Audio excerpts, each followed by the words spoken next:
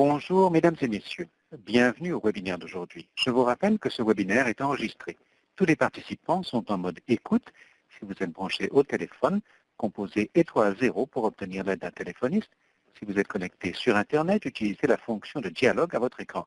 Je cède la parole à votre animatrice, Jennifer Thornhill-Verma, directrice principale FCASS.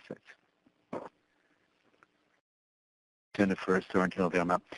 Merci beaucoup. Voici notre premier webinaire de l'équipe du défi Momentum 2. Tout d'abord, comme d'habitude, nous reconnaissons que nous nous réunissons sur des terres habitées par des peuples autochtones depuis un temps immémorial. Ce webinaire est émis depuis Ottawa, qui est le territoire traditionnel et non cédé de la nation algonquine. À présent, quelques détails administratifs.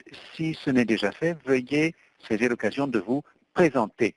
Vous connaissez les membres de votre propre projet collaboratif, mais ce défi est l'occasion de faire la connaissance des équipes dans l'autre projet. Un service d'interprétation simultanée est fourni pour ce webinaire. Si vous souhaitez poser des questions, vous pouvez le faire en anglais ou en français dans la boîte de dialogue. Alors, quelles sont les équipes? 2 projets collaboratifs participent au défi Momentum. La première série d'équipes du projet sur l'utilisation appropriée des antipsychotiques. Il s'agit d'équipes qui visent l'amélioration des soins aux personnes atteintes de démence. La démence n'est pas une psychose. Beaucoup de personnes atteintes de démence se voient prescrire des antipsychotiques. Il s'agit donc d'un projet de déprescription. À Terre-Neuve-Labrador, Bond Bay Healthcare, Bay St. George Long-Term Care, Calder Healthcare, Corner Brook Long-Term Care. J'ai vu que Corner Brook était la première équipe en ligne, la première à se présenter, c'est fantastique. Dr. Charles Legros Healthcare Center à Port-au-Basque, dans l'île du Prince-Édouard, Beach Grove Home, Colville Manor, Prince Edward Home à Charlottetown, Riverview Manor à Montagu et Redwood Manor à Summerside. Ensuite, dans le projet EPAC, nous allons commencer à utiliser ces acronymes. Alors donc, on va parler de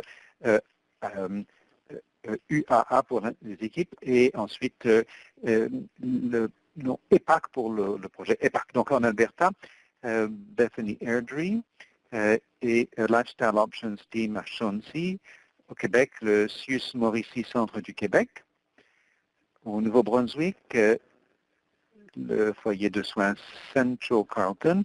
À Terre-Neuve-et-Labrador, une deuxième équipe de Port-au-Basque du Dr. Charles Legros Healthcare et de Corner Brook Western Health Protective Community Residences. Et enfin, tout au nord, dans le Yukon Continuing Care de Whitehorse. Alors, ça fait une gamme très étendue d'équipes, géographiquement notamment, qui participent à ce défi. Alors, comme je l'ai dit, je m'appelle Jennifer Thornhill-Verma, je suis directrice principale à la FCASS et je suis en studio avec Jason Geertz, qui est un nouveau formateur. Il est chercheur et gestionnaire de programme au CHLNet et il enseigne également dans un certain nombre d'établissements. Laura Lennox n'est pas présente, mais Jason va nous faire part du contenu de ces diapositives. Elle aussi est une nouvelle formatrice qui participe à cette phase de Momentum. Laura Lennox habite Ottawa. Elle est responsable associée de la science de l'amélioration de l'Institut national de recherche en santé dans le domaine des collaborations de soins. Donc, une partie du contenu de cet appel a été créé par Laura. Nous avons également nos responsables de programme. Vous avez été en contact avec Lindsay et Sabrina. Lindsay Yarrow se trouve à Kingston et Sabrina Kahn à Saint-Jean de Terre-Neuve. Quels sont nos objectifs aujourd'hui? Tout d'abord, nous voulons vous donner la possibilité de faire connaissance. Donc, n'hésitez pas à utiliser la boîte de dialogue. Elle est déjà témoigne déjà de votre activité. Si vous avez des questions, posez-la. poser des questions, vous pouvez communiquer dans la boîte de dialogue. Nous allons commencer par un récit d'impact sur les résidents.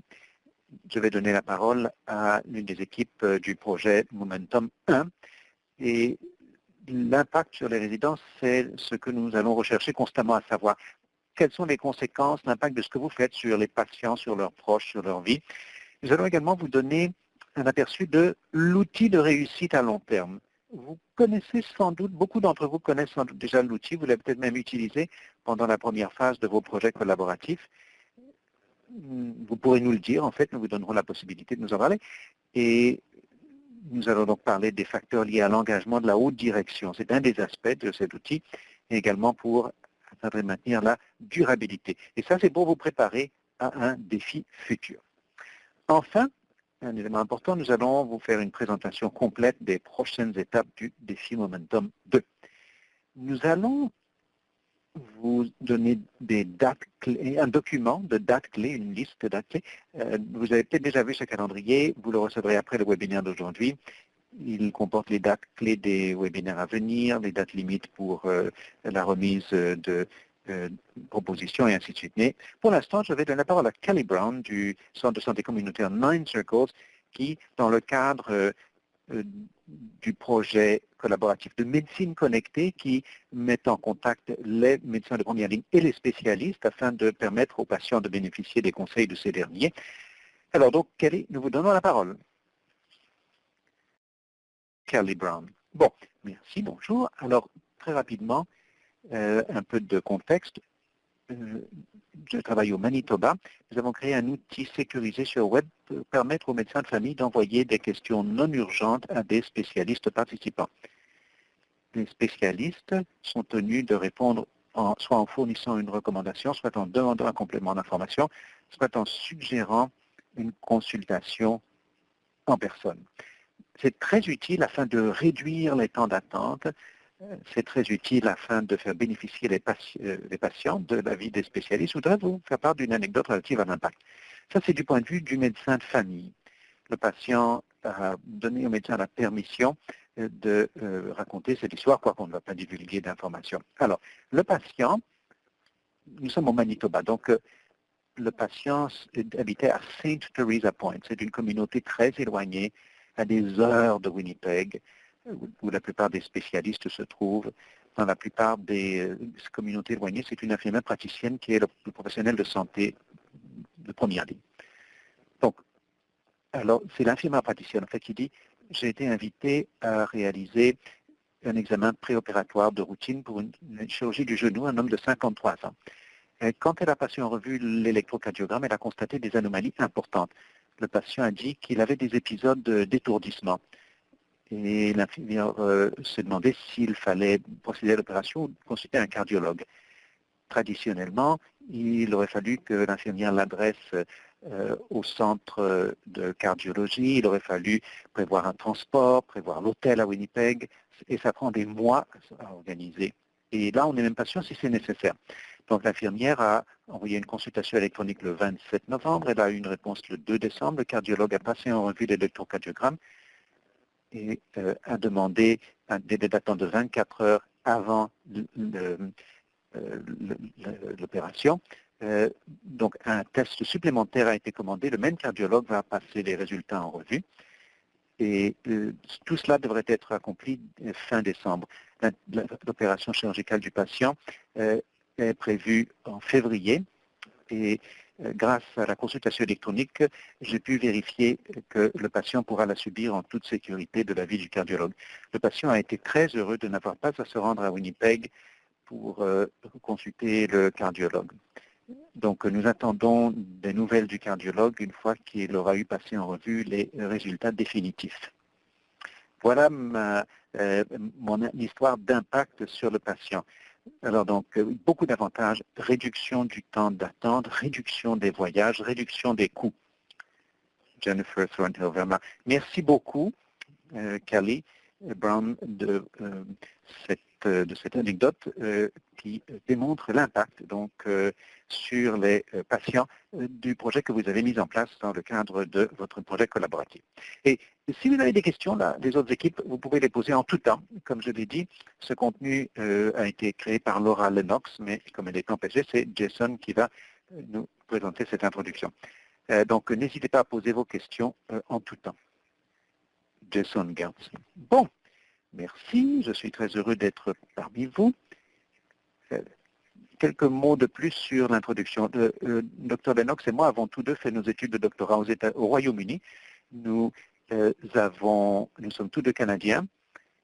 Et c'est donc un contraste très intéressant. Il y a beaucoup de recherches qui se font au Royaume-Uni et au Canada. Et ces études sont beaucoup plus pertinentes que les études américaines à cause des différences entre les systèmes de soins de santé. J'ai commencé à m'intéresser aux initiatives d'amélioration de la qualité parce que mon père est est spécialiste à l'hôpital Sunnybrook. Et ça, c'est un cas de médecine. Il est spécialiste dans les thromboscopies. C'est une intervention qui permet d'épargner des millions de dollars. Vous mettez ça en première page d'une revue de médecine et ça devrait être la fin de l'histoire. Moi, je travaille avec le docteur Michael Garden, qui est chef de la médecine à Humber River, et lui, il travaille avec les centres de médecine pour convaincre les médecins de se laver les mains. La politique du gouvernement d'Ontario est tout simplement « lavez-vous les mains ».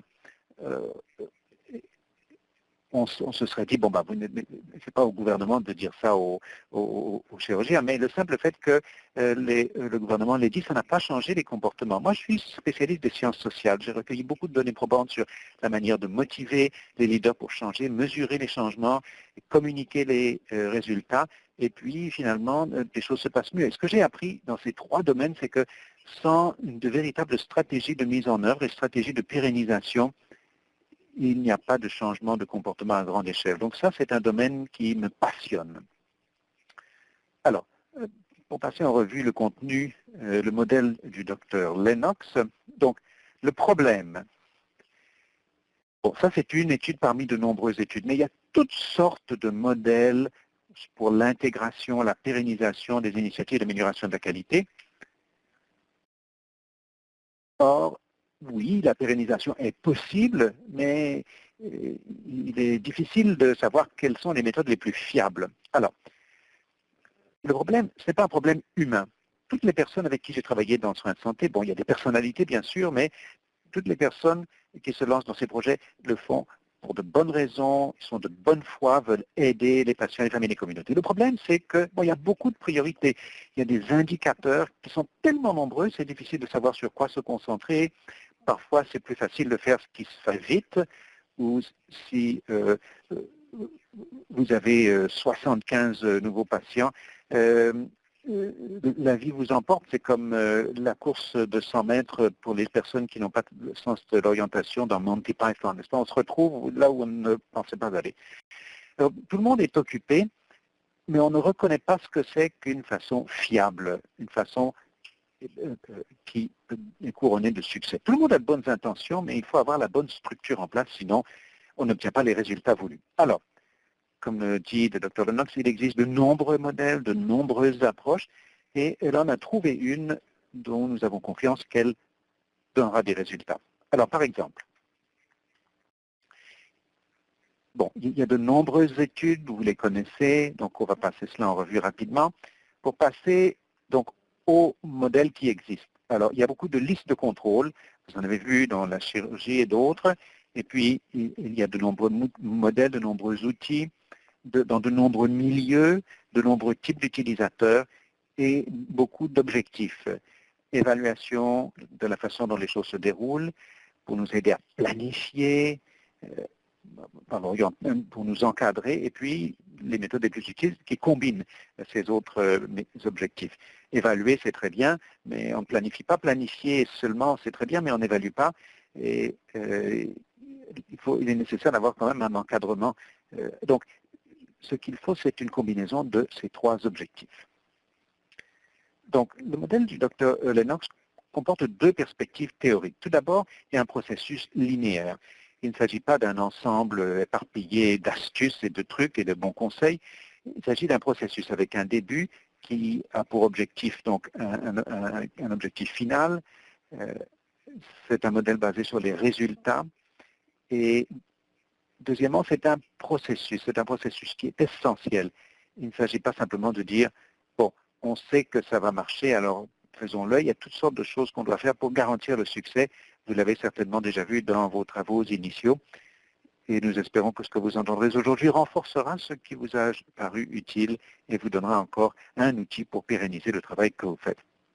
Alors, que peut-on faire avec toute cette ambiguïté, cette incertitude, pour renforcer le travail extrêmement important que vous faites? Bon, il faut songer où vous allez à long terme. Dans mon travail, avec mon réseau de développement du leadership, on dit, bon, le budget est serré et puis il faut qu'on ait 8 programmes. Il faut qu'on puisse apporter des changements dans 8 programmes à la fois. Mais ce n'est pas comme ça dans la vraie vie. Il faut vraiment savoir optimiser le succès. Il faut procéder à revoir à une revue régulière du processus. Bon, nous savons ce qui marche. Est-ce qu'on fait ce qui marche? Quelle rétroaction reçoit-on? Ce n'est pas aussi simple que de dire, bon, on fait ceci et ça marche, c'est une relation de cause à effet, mais ce n'est pas si simple. Nous sommes des êtres humains dans des organisations sociales, et l'aspect social, pour moi qui suis spécialisé en sciences sociales, c'est tout à fait intéressant. Comment est-ce qu'on peut faire en sorte que ça marche pour vous dans le contexte de votre organisation et des gens avec qui vous travaillez? Et puis, prévenir, prévoir, cibler les risques, et qu'est-ce qu'on peut faire, soit pour les contourner, soit pour les surmonter. Alors, voilà comment ça marche. Ça, c'est un exemple, une autre étude. Bon, c'est un modèle du NHS au Royaume-Uni qui a été utilisé avec un énorme échantillon. Et on a dit, oui, c'est utile, mais c'est difficile à comprendre. Donc, il y a beaucoup à lire, beaucoup à faire. Alors, comment est-ce qu'on peut le simplifier? Ce modèle qui est extrêmement fiable, et c'est ce que le modèle du Dr Lennox vise à faire. Alors, donc l'objectif, c'est le succès à long terme, c'est évident. On veut créer un outil qui le renforce. Alors, comment procède-t-on? Bon, on procède à une revue de la littérature, on l'a déjà vu, l'information basée sur les données probantes, mais dans le secteur de la santé, ce n'est pas aussi simple que la bibliothèque, et il faut créer des groupes de travail, des entrevues pour voir, bon, est-ce que ça marcherait dans votre travail? Comment ça marcherait dans votre lieu de travail?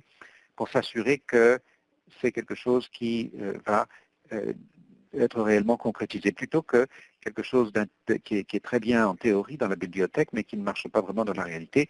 Et puis, on commence par un projet pilote. Donc, il y a eu 84 groupes qui ont réalisé ces projets pilotes, et puis aussi l'expérience antérieure d'experts en la matière. Donc, voici les 5 éléments sur lesquels tout le monde s'entend pour dire qu'ils sont importants pour garantir que le projet est basé sur les données probantes, et aussi qu'il trouve un écho favorable chez les personnes qui font au jour le jour le travail qui doit être fait dans le secteur de la santé. Alors, quels sont les facteurs de réussite à long terme? Bon, je reconnais, certains d'entre vous connaissent peut-être cela déjà. C'est toujours utile d'avoir une petite revue. Donc, quand vous avez 7 personnes qui vous attendent dans le bureau d'à côté, donc il y a les pratiques, les circonstances et les gens. Au niveau des gens, donc, les recherches là, sur les caillots de sang que mon père a réalisé, dont je parlais, bon, les centres qui participaient à l'étude ne pouvaient pas participer, sauf s'ils avaient une lettre du chef de la direction qui dit « Je suis d'accord avec ce projet, je suis au courant, je suis disposé à fournir les ressources nécessaires. » Parce qu'on sait que, bon, les gens peuvent peut-être penser que ce qu'on fait est formidable, et c'est sans doute formidable, oui, mais nous n'avons pas encore expliqué à nos collègues ce qui marche, comment est-ce que ça peut les aider, alors que nous savons que le potentiel de changement est beaucoup plus limité ainsi que si on fait participer les gens avec qui l'on travaille. Bien sûr, pour ce faire, il y a des capacités, des compétences, le leadership, le fonctionnement de l'équipe qui sont essentielles pour parvenir à ce résultat. Une excellente idée ne réussit pas par magie. Et puis le fonctionnement de l'équipe, ça c'est très intéressant, c'est un exercice qu'on a tous fait avec des gens aussi compétents, aussi intelligents que nous, mais qui ont des façons de faire tout à fait différentes des nôtres. Donc, une équipe qui fonctionne bien est essentielle pour optimiser le travail qu'on fait. Et bien sûr, cela va sans dire, mais c'est encore mieux en le disant, il faut qu'on soit tous engagés envers l'amélioration. Encore une fois, ce n'est pas que des mauvaises intentions. Tout le monde est de bonne foi, mais compte tenu de tous les facteurs qu'on a évoqués tout à l'heure, tout le monde est occupé, tout le monde subit beaucoup de pression. Il y a d'autres choses dans la vie, mais ça, il faut que ça soit, c'est fondamental, parce qu'on ne peut pas y parvenir sans l'engagement. Alors donc, c'est utile donc d'y faire écho encore une fois. Et puis, au niveau de la pratique, donc ce qu'on retire dans cet outil, les pratiques, il faut des processus qui soient rigoureux, certes, mais aussi adaptables, qui vont renforcer le travail qu'on fait. C'est également très utile de faire un suivi des progrès, obtenir une rétroaction, l'incorporer de façon itérative, et puis c'est très très utile dans le travail de consultation que je réalise. Il s'agit de faire connaître les avantages, les premières victoires, et puis avoir des champions internes qui disent on a fait ça, vous avez fait ça, ça nous a aidés. Alors donc on va vous reconnaître d'une façon qui est bonne en soi, mais que ça donne au reste de la communauté un message. C'est une priorité, ça marche, et ça c'est en train de se produire. Donc plus on peut le faire nombreux, mieux cela vaut. Et puis il faut s'assurer d'avoir les ressources disponibles, personnel, outils, finances, technologies, pour réussir.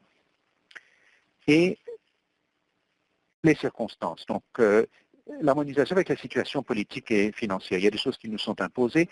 Par exemple, l'introduction des dossiers de santé électroniques. Ça semble très simple, mais quand vous parlez aux médecins, ils vous disent, oui, mais on est encore en train d'écrire nos notes à la main, parce qu'il y a beaucoup de pression pour voir autant de patients que possible, fournir des soins de qualité. C'est un petit peu plus compliqué. Ce n'est pas simplement une question d'attitude.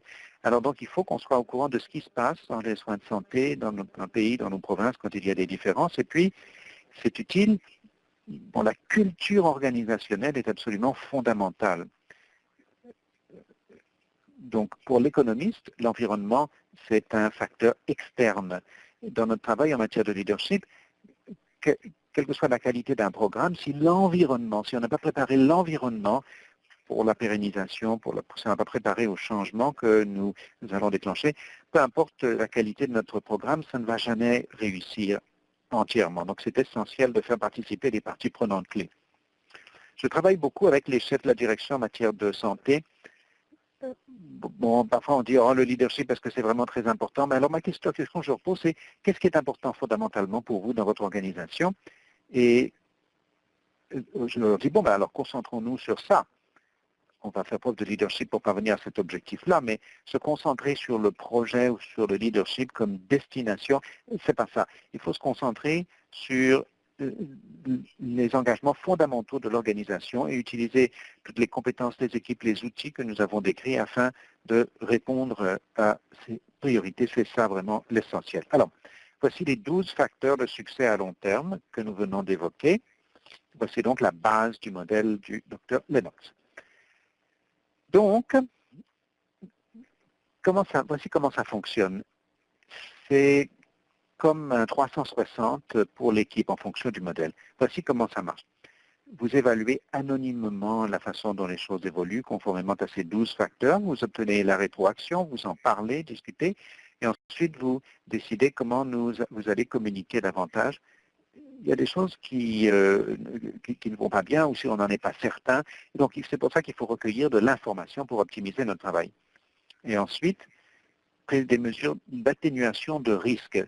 Donc, il s'agit d'atténuation des obstacles prévisibles. Il y a des risques quand on traverse la rue. Mais ça consiste à prévoir ce qui pourrait interrompre le travail que nous voulons réaliser dans le cadre de nos projets. Donc, il s'agit d'un outil simple à utiliser qui permet de faciliter le genre de dialogue. Ça fait deux choses.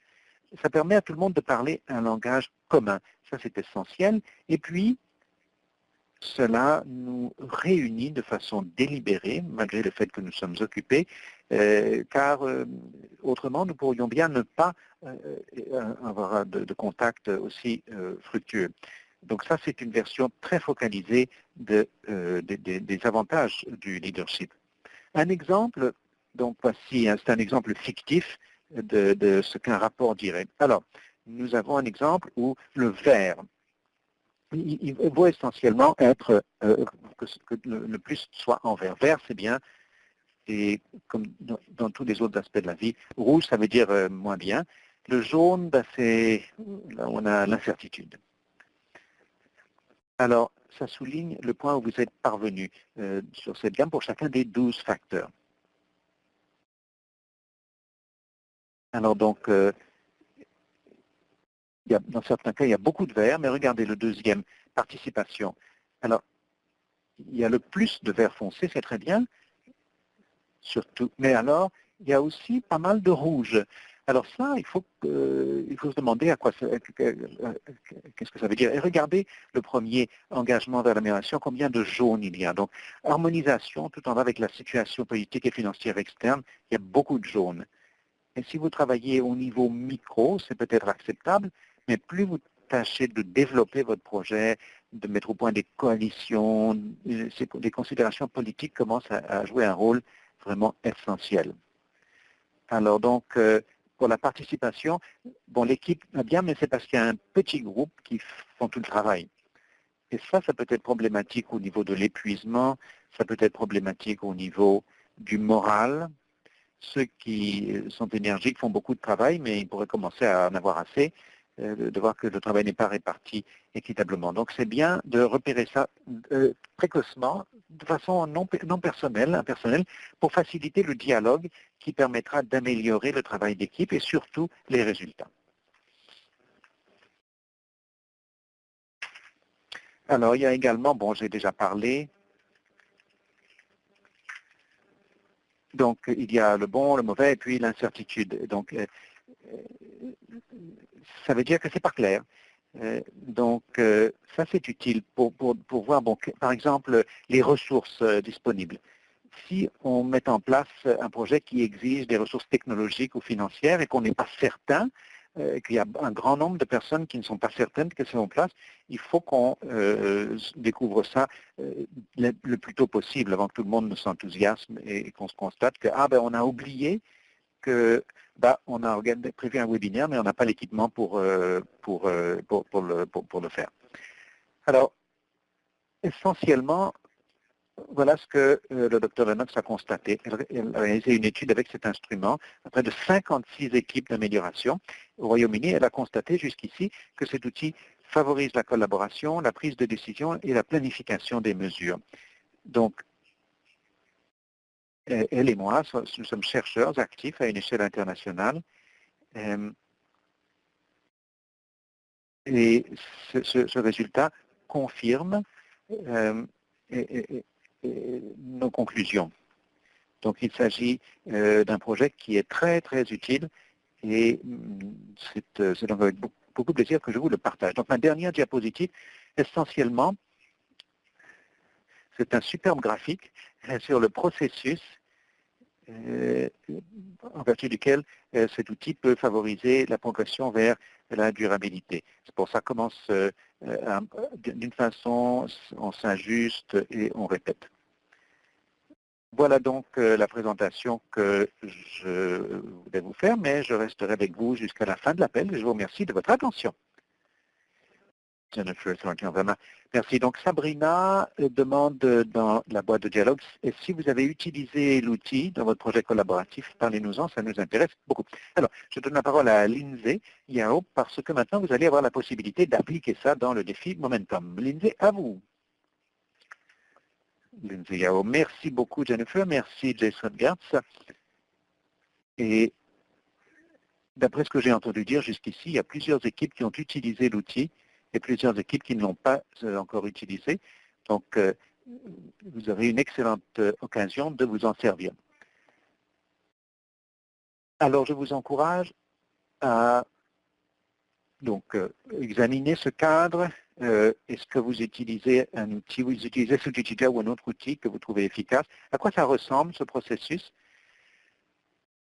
Alors, donc, L'outil est très très simple à remplir, ça prend une dizaine de minutes. Donc, nous allons passer en revue ce processus et nous avons structuré un défi pour vous faciliter les choses. Alors, notre prochain défi vise donc à utiliser les principes qui vous permettront de pérenniser votre initiative.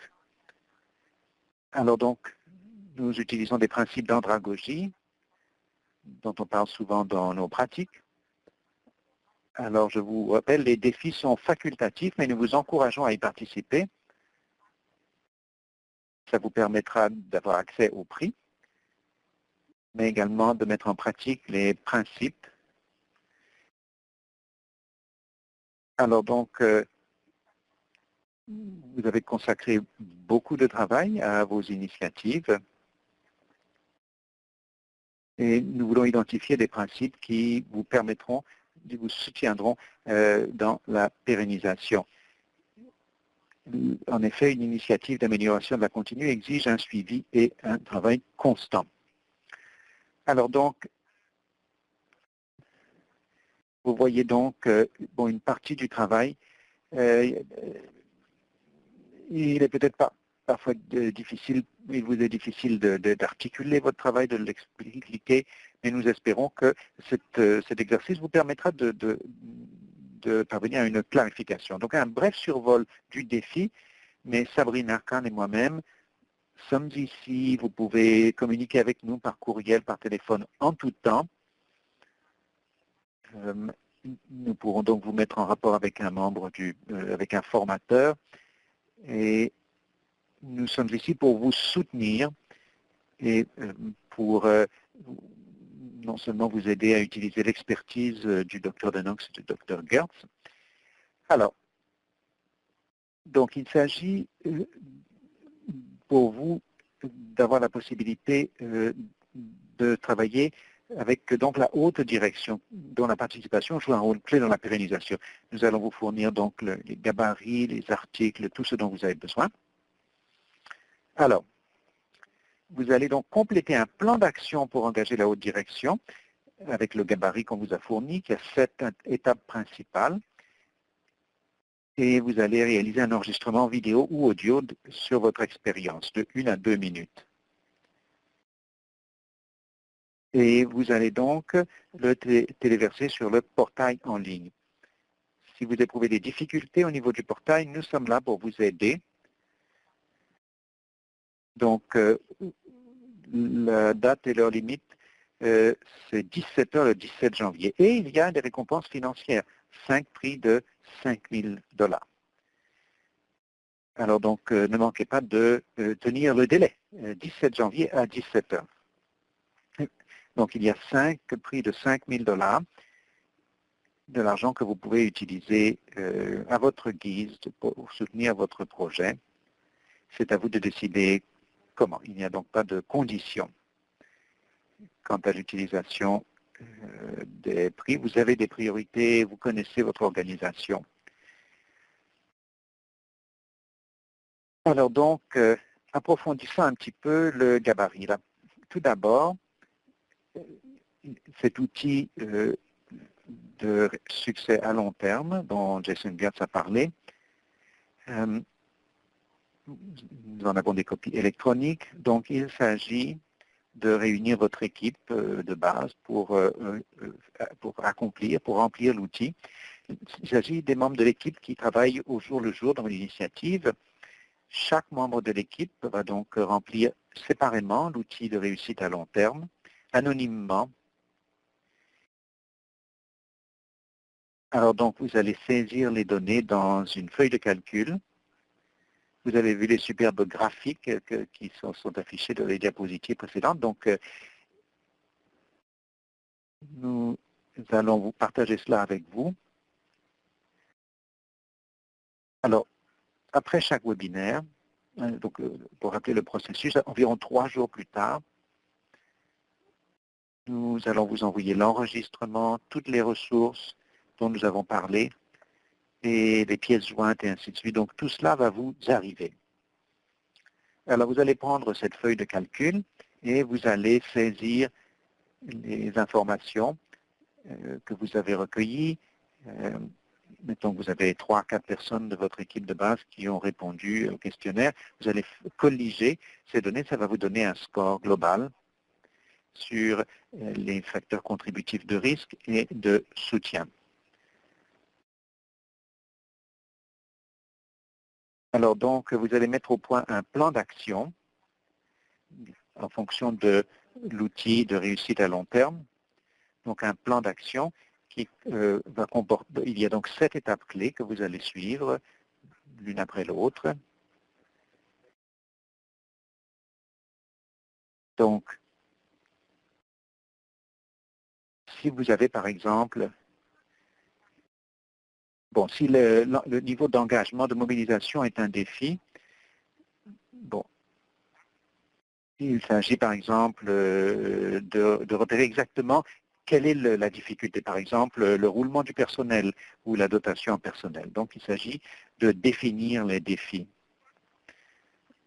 Quand vous créez le plan d'action, tenez compte des critères de notation. Les critères de notation se trouvent à la page 5.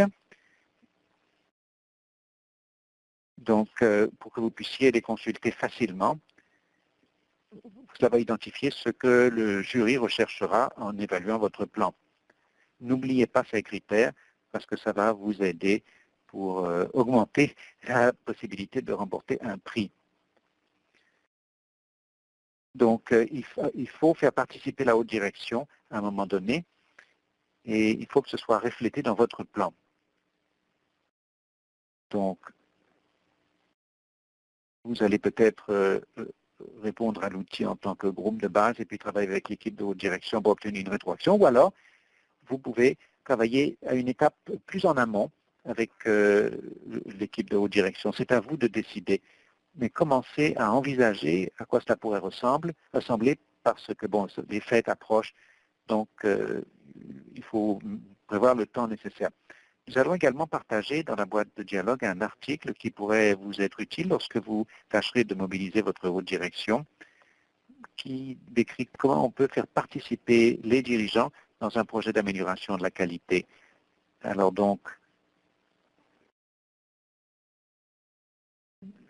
il s'agit d'un certain nombre de méthodes pour mobiliser la haute direction dans les projets d'amélioration en santé pour obtenir des ressources, par exemple. Donc nous allons vous offrir ça, ce lien dans la boîte de dialogue, et cela va vous donner des idées pour la mise au point de votre plan d'action. Par exemple, c'est ce que le jury recherchera lorsqu'il s'agira d'inclure donc des mesures en vue de mobiliser la haute direction. Alors, donc vous remplissez les sections du plan d'action. Il s'agit de remplir les éléments qui correspondent à votre équipe. Donc ça, c'est très individualisé. Et Sabrina et moi sommes ici, ainsi que les membres du personnel de formation, parce que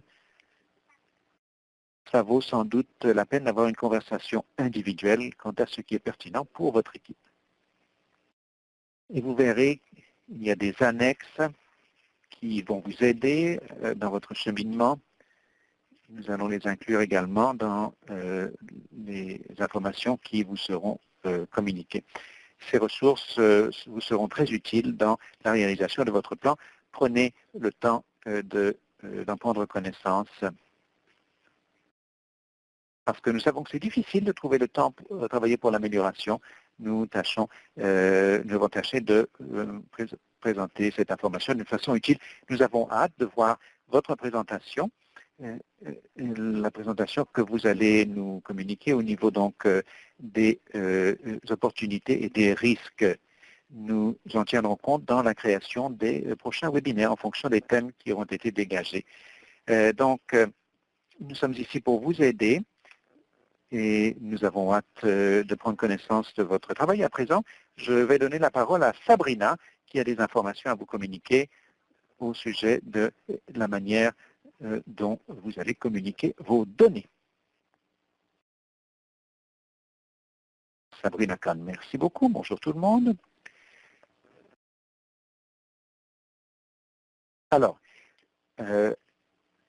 Donc, voici une capture d'écran.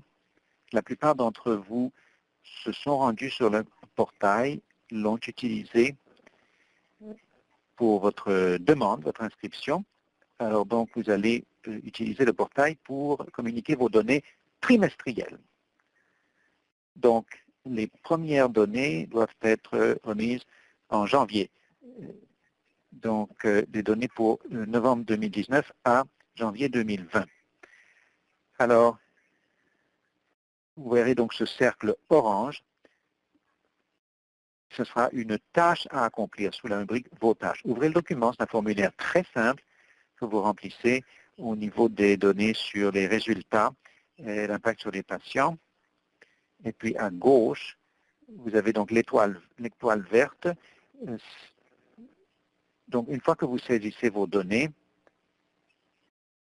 vous devez les soumettre afin de... Vous devez donc aller sur le portail et nous devons voir que vous avez effectivement soumis vos données. À l'heure actuelle, vous allez voir donc le mini-défi numéro 1 qui va être dans vos tâches parce que ça doit être remis le 17 janvier. Et le rapport de données doit être remis le 31 janvier. Le portail est organisé de façon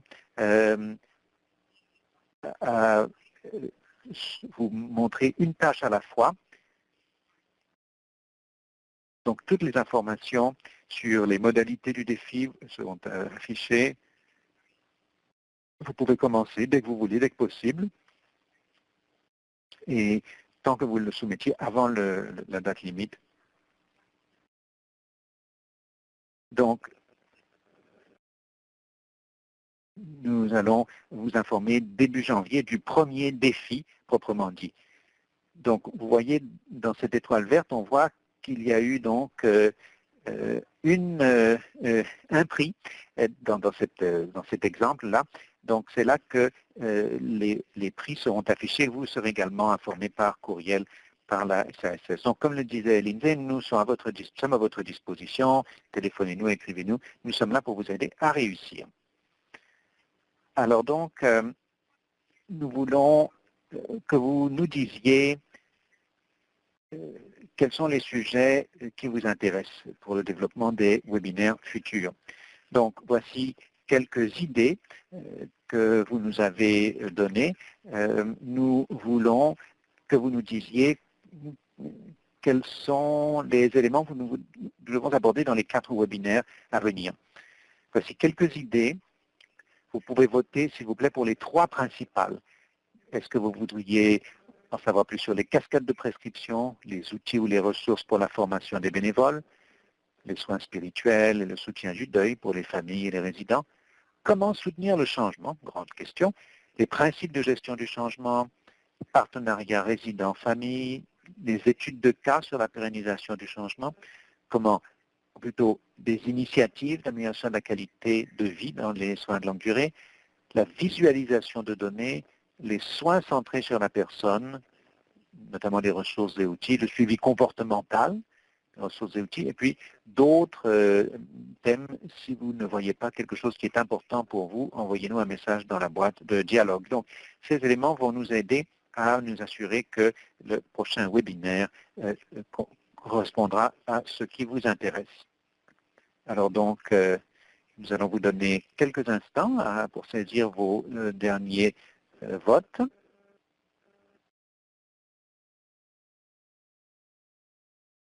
Jennifer Thornhill-Verma, merci beaucoup pour ces informations. Nous allons nous en servir pour nos prochains webinaires. Si vous avez des idées d'ici le prochain webinaire, envoyez-nous un courriel et nous serons très heureux de vous aider. Nous sommes là pour ça. Donc, d'après ce que j'ai vu, 50% des répondants ont dit qu'ils s'intéressent au suivi comportemental. Et on s'intéresse en particulier 45% dans la pérennisation du changement, ou comment soutenir le changement plutôt. Et puis, initiative d'amélioration de la qualité de vie dans les soins de longue durée. Les seuls qui n'ont pas reçu de vote, c'est intéressant,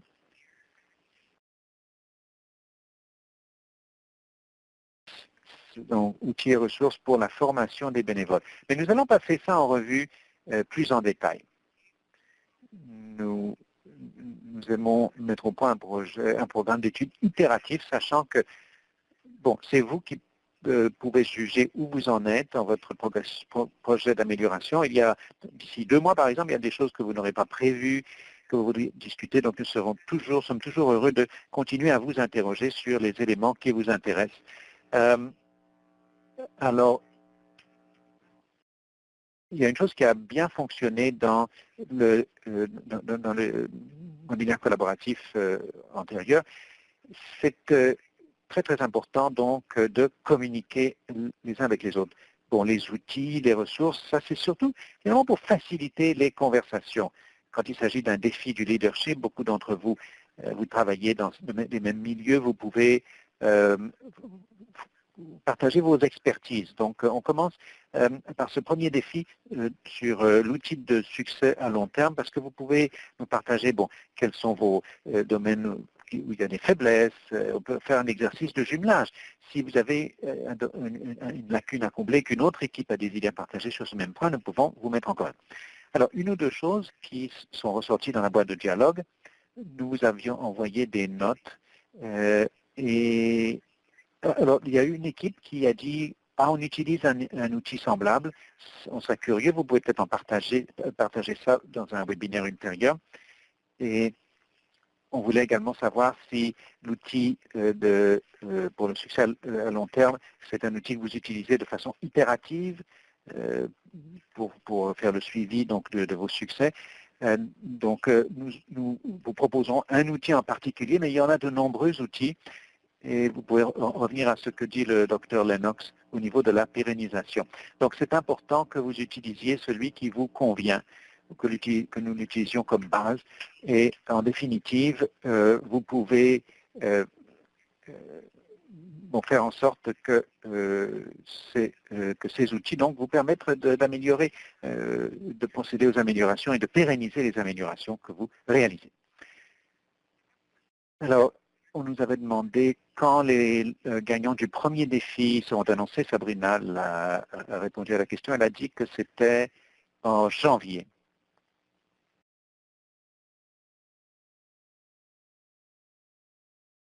Attendez que je vérifie. Nous allons envoyer les modalités détaillées du premier défi après ce webinaire. Donc oui, les prix seront annoncés à la mi-janvier pour le mini-défi numéro 1. Vous allez recevoir une liste de dates, des prochaines dates. Bon, nous avons quelques minutes. Si vous avez des questions à poser à mes collègues, Lindsay, Sabrina, Jason Gertz, Jason Gertz a présenté de façon magistrale les diapositives du docteur Lennox. J'ai une question. Jason Gertz avait fait allusion à un article qu'il fait paraître au sujet du développement du leadership. Vous voulez nous en parler? Jason Gertz. Oui, en fait, j'en suis très satisfait. Si vous êtes chercheur, vous savez que le processus est très long qui mène à la parution d'un article. C'est une revue qui est très reconnue et c'est le développement du leadership pour les médecins. Mais ça s'applique à tout le monde dans le secteur de la santé. Dans mon domaine, la gamme de la crédibilité des données probantes est totale. De presque probant à extrêmement peu crédible. Donc, nous avons créé un classement en fonction de la crédibilité des études. Donc, moi, ce que j'entends dire constamment, c'est, bon, nous savons que le leadership est important, nous n'avons pas beaucoup d'argent et nous devons savoir quelles sont les données probantes les plus fiables. Donc, ce système de classement nous dit, bon, voici les données qui font autorité. Alors donc, cet article résume les études qui font vraiment autorité. Alors donc, on peut voir clairement quelles sont les données probantes les plus fiables. Et ce même article propose un modèle de développement de leadership. C'est très semblable à bien des égards au modèle du Dr Lennox.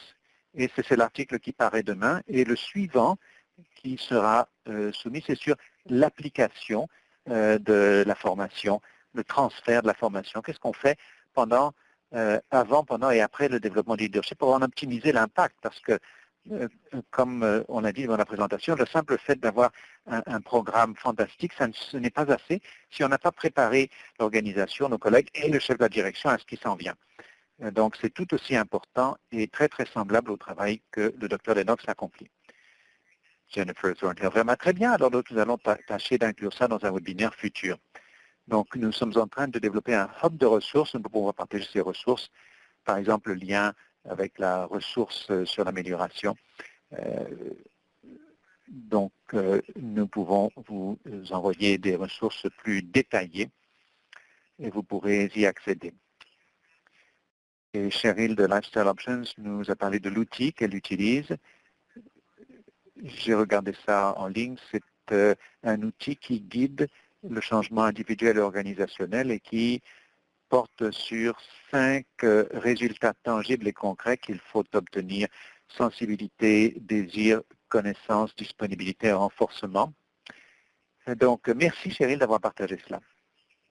Je ne vois pas d'autres questions. Alors donc, nous allons conclure. Donc, le prochain webinaire est prévu le 25 février 2020.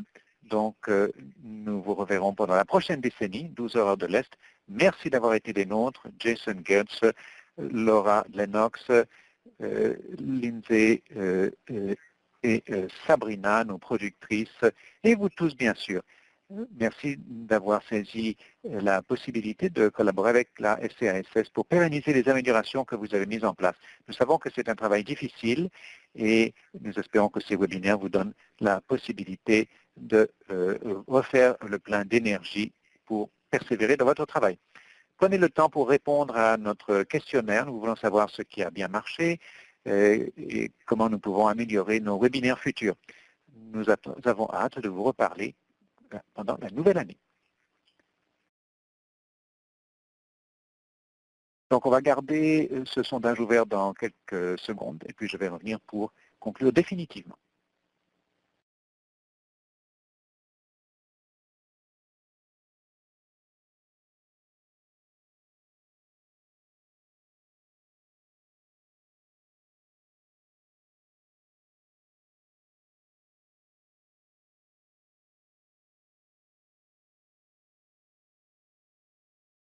Bon, alors donc, merci. Je conclue officiellement ce webinaire.